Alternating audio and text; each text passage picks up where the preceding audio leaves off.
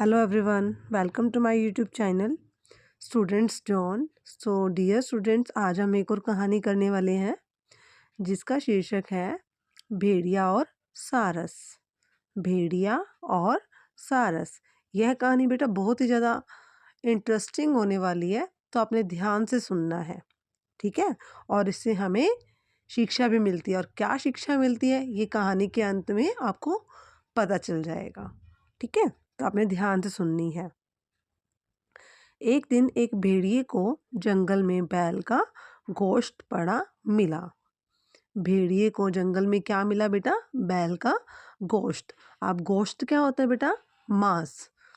बैल का मांस पड़ा मिला। जब बैल मर गया तो उसे किसी जानवर ने चीर दिया, उसके अंदर इंटरनल पार्ट निकाल दिए, तो उसका जो अंदर का जो इंटरनल पार्ट था उसको हम बेटा गोश्त कहते हैं।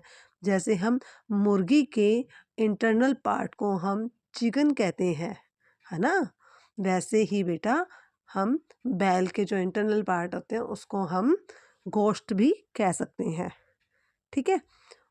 उसने ललचा कर जल्दी से गोश्त खाना शुरू कर दिया।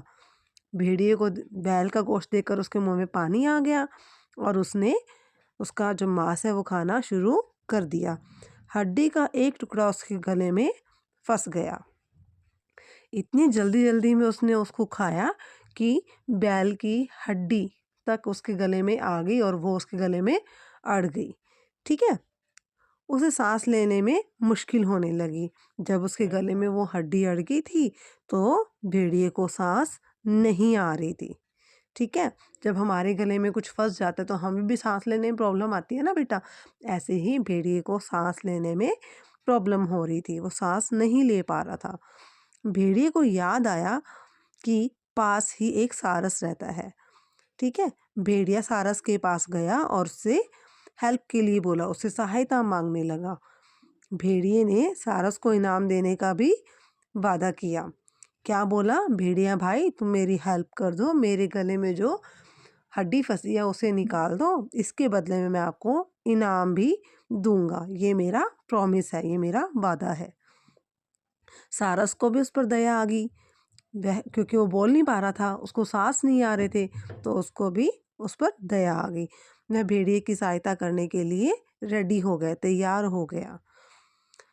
भेड़िए ने अपना मुंह पूरा खोल लिया, ठीक है। उसके बाद क्या हुआ, वो हड्डी निकालने के लिए भेड़िए ने अपना मुंह खोल दिया और सारस ने आसानी से उसके गले में फंसी हुई हड्डी को अपनी लंबी चोंच से बाहर निकाल दिया। सारस की जो चोंच होती है बेटा वो लंबी होती है, तो भेड़िए के गले में जो हड्डी फंसी थी, सारस ने अपनी चोंच की हेल्प से उसके गले में फंसी हुई हड्डी को बाहर निकाल दिया।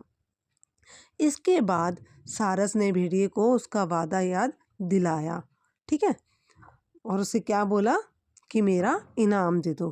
पहले तो भेड़िए ने बोला था कि मैं तुम्हें इनाम दूंगा। सारस ने उसकी हड्डी भी निकाल दी, और जब हड्डी निकालने के बाद सारस ने भेड़िए को क्या बोला, भेड़िया भाई क्या तुम्हें याद है तुमने क्या वादा किया था कि तुम मुझे इनाम दोगे?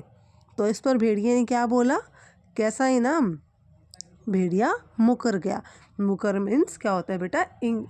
इनकार करना। उसने इनकार कर दिया, बात से बदल ही गया वो, ठीक है। जब तुमने अपनी चोंच मेरे मुंह में डाली थी तब मैं चाहता तो तुम्हें भी खा जाता। यह बात किसने बोली? भेड़िए ने सारस को बोली। जब सारस ने बोला कि भेड़िया भाई मेरा इनाम तो दे दो, मैंने तुम्हारा काम किया है, तो भेड़िया अपनी बात से इनकार कर गया, मुकर गया। और उसको ऊपर से क्या बोल रहा है, क्या धमकी दे रहा है कि तुमने मेरे मुंह में जब चोंच डाली थी तो मैं चाहता तो तुम्हें खा जाता। कैसा इनाम? किस चीज़ का इनाम? कौन सा इनाम मांग रहे हो तुम मुझसे, ठीक है। तुम्हें तो मेरा आभारी होना चाहिए कि मैंने तुम्हें जिंदा छोड़ दिया। आभारी का मीनिंग क्या होता है बेटा? कि थैंकफुल। तुम्हें तो मुझे थैंक यू बोलना चाहिए कि मैंने तुम्हें जिंदा छोड़ दिया। ऐसा किसने बोला बेटा? भेड़िए ने सारस को बोला। तुम्हें तो मुझे थैंक यू बोलना चाहिए, मेरा आभारी होना चाहिए। सारस कोई जवाब देता है उसके पहले ही स्वार्थी भेड़िया वहाँ से भाग चुका था। सारस उसको अभी रिप्लाई करता उसकी इस बात का, उसको जवाब देता, उससे पहले भेड़िया वहाँ से भाग गया, ठीक है। तो इस बात से हमें क्या शिक्षा मिलती है बेटा? दुष्ट हमेशा दुष्ट ही रहता है। इसका मतलब क्या है कि जो लोग जैसे होते हैं वो वैसे ही रहते हैं, उनकी फितरत कभी नहीं बदलती। ठीक है, तो हमें ऐसे लोगों से बचना चाहिए। ठीक है, हमें किसी की हेल्प करनी चाहिए पर देख के करनी चाहिए। हमें हेल्प करनी चाहिए, ऐसा नहीं कि हमें हेल्प नहीं करनी चाहिए। अगर आप किसी की हेल्प करोगे तभी तो आपकी कोई हेल्प करेगा ना बेटा।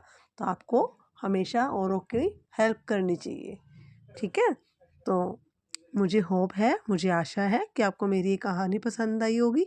अगर आपको मेरी कहानी पसंद आई है, मेरे चैनल को लाइक करें, शेयर करें, कमेंट करें और प्लीज़ मेरे चैनल को सब्सक्राइब करें। Thanks for watching.